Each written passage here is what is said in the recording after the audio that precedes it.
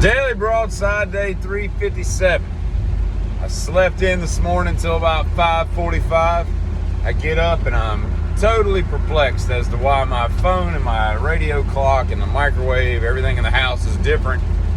I wasn't aware that we sprung forward last night. Apparently, I was under the impression that we'd done away with that nonsense, which I've been screaming for like the last 20 years. It's just dumb. We're not an agrarian society. Let's roll on. Let's just see what happens, man. If it gets dark at 2 in the afternoon, it'd be kind of cool, actually. But yeah, and then I go outside, and it's a damn winter wonderland out here. Sleet everywhere. Sleet. I feel stupid saying that word. But sleet is like an automatopoeia. Sleet sounds like what it's doing. I assume that's why they named it that. But yeah. I learned last night that although I never really drank it, I was more of a 7-Up guy than Sprite if I really had to drink a lemon lime soda, which I don't. But apparently there's a Starry drink now, which I was like, what the hell's that? I saw a commercial for it and I was like, look it up, and it's apparently replacing Sierra Mist, which is Pepsi's. Like, they had Team back in the day, and then they had something else before Sierra Mist. Pepsi can't get their crap together and get a lemon lime soda that sells. Apparently, they have to change the name every couple decades. But anyway, Starry is Pepsi brand's introduction, to try to captivate and capture more of the market in the in that uncola market. And if you remember, one of the things that obviously fights against Sprite and 7-Up. 7-Up is the person back in the 80s.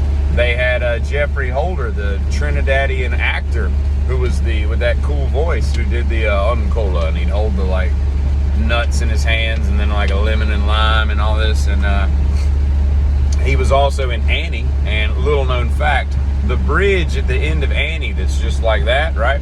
I was reading about it last night. It's called the NX Bridge. It's like on the Passaic, I guess I'm saying that right, Passaic River, like just down from Newark, right? That thing has been shut down since 1977.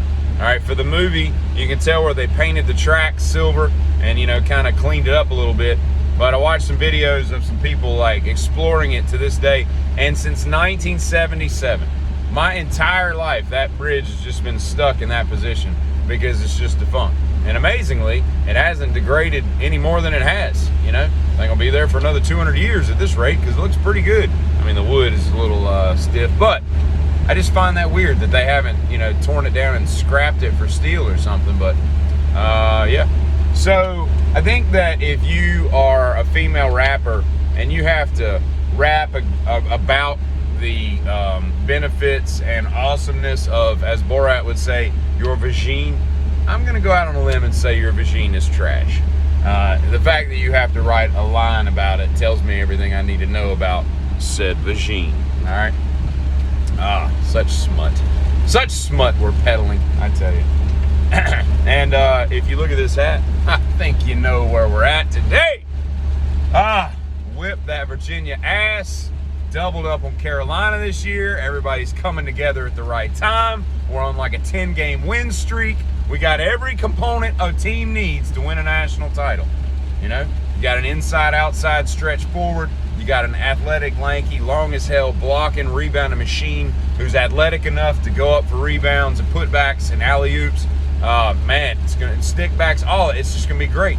You've got a freshman who's playing a heady game. He's 6'5", can see over the defenses. He's bigger than most of the people. Plays good D on the other side. Puts your veteran point guard off the ball so he can run offense for you. And just starting to get some good outside shooting. Whitehead's coming back from injury and playing balls out. You got a bunch of like journeyman type players that are just do everything, 6'8" guys. You got depth and height and size. It's gonna be great. Oh man. And it feels like I'm missing somebody. I don't know. You got a young coach who, in my opinion's already better than Coach K. Now, Coach K won a lot of games and all that. Great recruiter, great motivator, great leader. Can't stand him as a game coach. Made some stupid decisions. I didn't like that part. He never played enough people. I didn't like his game time decisions most of the time. So I'm liking Shire more and more. But anyway, I'll get off this horse and we'll go into the dance with a good feeling. Giddy up, people.